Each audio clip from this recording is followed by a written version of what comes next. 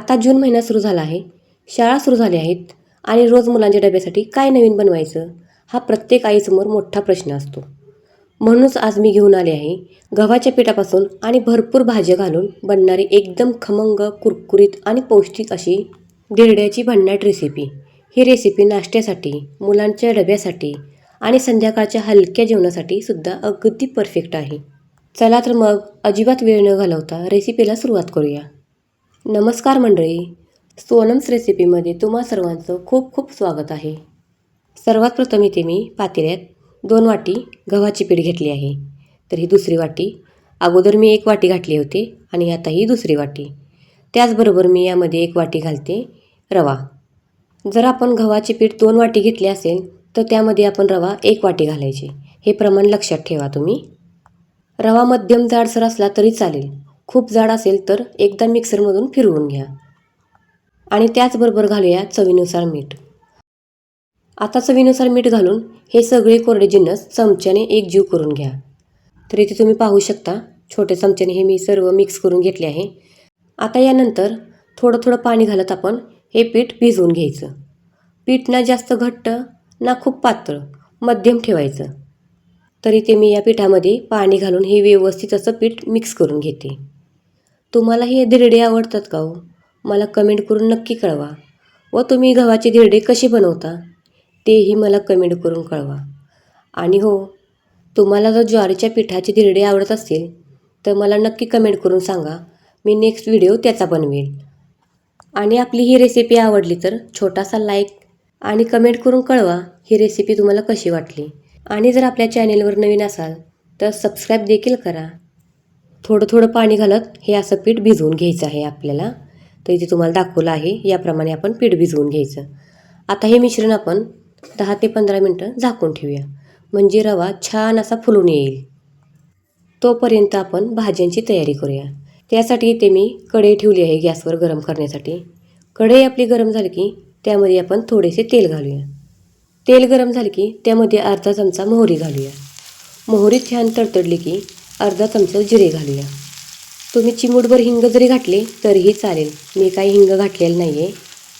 आणि बारीक चिरलेल्या 2 ते 3 हिरव्या मिरच्या घाला. मिरची छान भाजली की यामध्ये बारीक चिरलेला कांदा घालूया. कांदा घालून हलकं परतून घ्या. जास्त पण आपल्याला ह्या भाज्या शिजवून घ्यायच्या नाहीत. त्यासाठी आपण हलकं हे भाजून घ्यायचं आहे. तर इथे कांदा तुम्ही पाहू शकताय हलका असा भाजलेला आहे. आता यामध्ये घालूया आपण बारीक कट केलेली सिमला मिरची किंवा ढबू मिरची. तुम्ही या मिरचीला काय म्हणता मला कमेंट करून आवर्जून कळवा. आता आपण हे व्यवस्थित असं परतून घेऊया. यात आपण जास्त तेलाचा वापर करायचा नाही. मी थोडंसं तेल घातले आहे, तुम्ही पाहू शकता. जास्त पण मी तेल घातलेलं नाही आहे. हे व्यवस्थित असं आपण परतून घेऊया. आणि हो, यामध्ये तुम्ही जर गाजर जर खिसून घातले तरीही चालेल. आत्ता काही गाजर माझ्याकडे अवेलेबल नाही आहे. आता यामध्ये घालूया बारीक चिरलेला टोमॅटो. टोमॅटो पण तुम्ही पाहिला आहे बारीकच चिरलेला आहे मी. हे आपण काय करूया 2 ते 3 मिनटं परतून घेऊया व्यवस्थित. सगळ्या भाज्या फक्त 2 ते 3 मिनटं आपण परतून घ्यायच्या आहेत, जास्त शिजवायच्या नाहीत. तर तुम्ही पाहू शकता जास्त मी शिजवलेलं नाही. 2 ते 3 मिनटं हे मी परतून घ्यायला लागली आहे. तर या भाज्या आपण व्यवस्थित अशा परतून घ्यायच्या.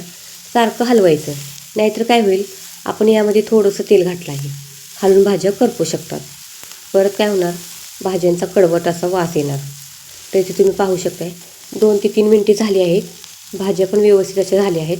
आता आपण काय करूया, गॅस बंद करूया आणि भाज्या आपण थोड्या कोमट होऊन देऊया.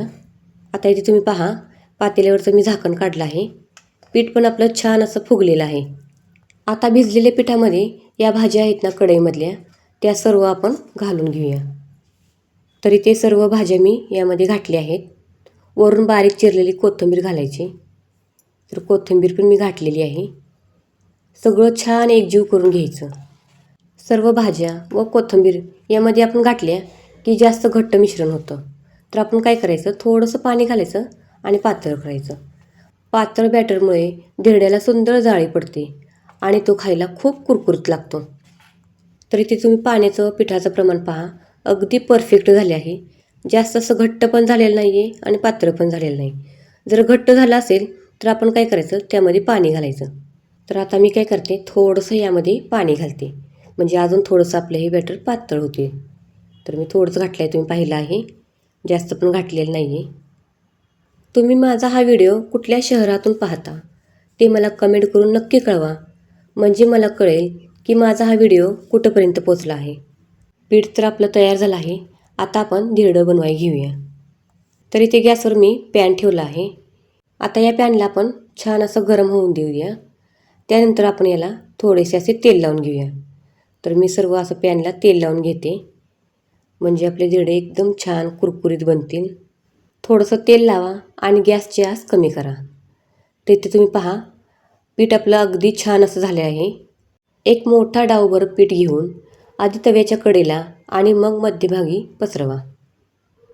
तर तुम्ही ते पाहू शकताय, मी चमच्याने पीठ घेतले आहे. तुम्ही पेला किंवा वाटीने जरी घातले तरीही चालेल. तर चमच्यानं अगदी योग्य असे घालता येईल आपल्याला. पॅनमध्ये आपण घालताना हे पीठ अगोदर कडेला घालायचं, मग मध्य सेंटरला घालायचं. नाहीतर काय होईल, मध्य सेंटरला जर आपण घातलं तर लगेचच करपायला सुरुवात होईल. मध्यम आचेवर धिरडं छान असं भाजू द्या. थोड्या वेळानं त्याला सुंदर जाळी पडायला सुरुवात होईल. आणि हो, इथे एक मात्र लक्षात ठेवा, यामध्ये मी अजिबात सोडा घातलेला नाही आहे. तरीही धिरड्याला आपल्या छान अशी जाळी पडलेली आहे. तुम्ही पाहू शकताय, जाळी पडण्यासाठी सुरुवात झालेली आहे. आता इथे काय करूया, कढईने हलक्या हाताने सोडवा आणि हळूच पलटून दुसऱ्या बाजूने खरपूस अशी छान भाजून घ्या. तर पहा, इथे मी पलटली आहे. किती छान अशी भाजलेली आहे. रंगही अगदी छान आलेला आहे.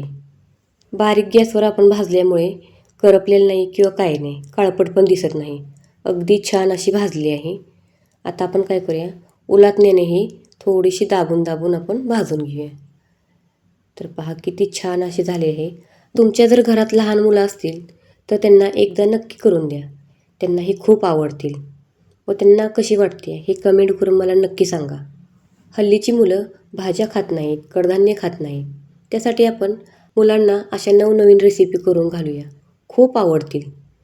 तर पहा, ही छान अशी पलटलेली आहे आणि खाली चिकटत पण नाही आहे. व्यवस्थित अशी बनते. जास्त तेल पण लागत नाही किंवा काही नाही, अगदी थोड्या तेलात बनते. जर तुमच्याकडं चपटा असा पॅन असेल ना, त्यामध्ये जर बनवलं तर त्याचा आकार गोल बनेल. आता हा माझ्याकडं हा पॅन आहे, त्यामुळे आपले हे धिरडं थोडंसं असं वाकडं तिकडं झालेलं आहे. तर इथे धिरडे आपले झालेले आहेत. आता आपण हे काढून घेऊया. त्याचबरोबर आपण इथे दुसरं पण मिश्रण टाकून बनवून घेऊया. त्यासाठी आपण इथं सर्वात प्रथम तेल लावूया. तेल अगदी थोडं लावलं आहे मी. आता याच्यावर आपण जी प्रोसेस मगाशी केली होती ना, तीच प्रोसेस आता करायची, म्हणजेच कढईने आपण हे पीठ घालायचं आहे.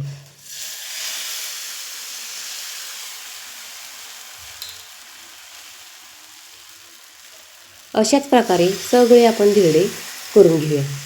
तुम्हाला हवे असतील तर नंतरची धिरडी अगदी कमी तेलात किंवा बिना तेलातही बनवू शकता. तेल जरी नाही वापरले तरी ही धिरडे खूप छान बनतील, का तर आपण पहिल्यांदा तेल वापरलं आहे ना. पहिले 1-2 धिरडे थोडेसे चिकटून बसतील, तर माझे तर काय चिकटले नाहीत, व्यवस्थित असे निघाले आहेत. आता हे पहा, किती छान अशी ही धिरडे झाली आहेत. याच प्रकारे मी सर्व धिरडे बनवून घेतले आहेत. सकाळच्या नाश्त्यासाठी किंवा दुपारच्या जेवणासाठी पण तुम्ही बनवू शकता. किंवा दुपारी मुलांची शाळा सुटली 5 वाजता की काहीतरी खाऊ खातात, त्या वाटणीचं आपण हे बनवून दिलं तरीही चालेल. आपली मुलं आवडीने नाचत नाचत खातील. तर पहा, हे पण आपलं छान असं भाजून झालेलं आहे. आता आपण हे सर्व करून घेऊया. गरमागरम धिरडी, दही, लोणचं, हिरवी चटणी किंवा टोमॅटो सॉसबरोबर ही सर्व करू शकता. लहान मुलांना डब्यात द्यायचे असतील तर हे रोल करून देऊ शकता. यामध्ये भाज्या असल्यामुळे वेगळी भाजी करण्याची गरज पडत नाही आणि मुलंही आवडीने खातील. तर इथे मी डाळ बनवली होती मुलांच्या डब्यासाठी आणि त्याचबरोबर थोडेसे लोणचे घेतले आहे आंब्याचे. आंब्याचे लोणचे कसे बनवायचे त्याची लिंक मी डिस्क्रिप्शन बॉक्समध्ये दिली आहे, तुम्ही तिथे जाऊन पाहू शकता. जून महिन्यात पावसाळ्याची चाहूल लागते. अशाच वातावरणात गरमागरम, खमंग आणि पौष्टिक धिरडी खाण्याची मजाच काही वेगळी असते. म्हणून ही रेसिपी एकदा नक्की करून पहा. तर तुम्ही ते पाहू शकता किती मऊ अशी छान झालेली आहे. जर तुम्हाला कडक हवे असेल तर थोडा वेळ तुम्ही बारीक गॅसवर भाजून कडक अशी बनवू शकता. तर इथे मी मुलांना मऊ पाहिजे होती म्हणताना मी मऊ बनवली आहे. आजची रेसिपी तुम्हाला आवडली असेल तर व्हिडिओला लाईक करा, आपल्या मित्रमैत्रिणींनी शेअर करा आणि हो, तुमच्या सोनम्स रेसिपी चॅनेलला सबस्क्राईब करायला विसरू नका. पुन्हा भेटूया अशाच सोप्या झटपट रेसिपीसोबत. तोपर्यंत धन्यवाद.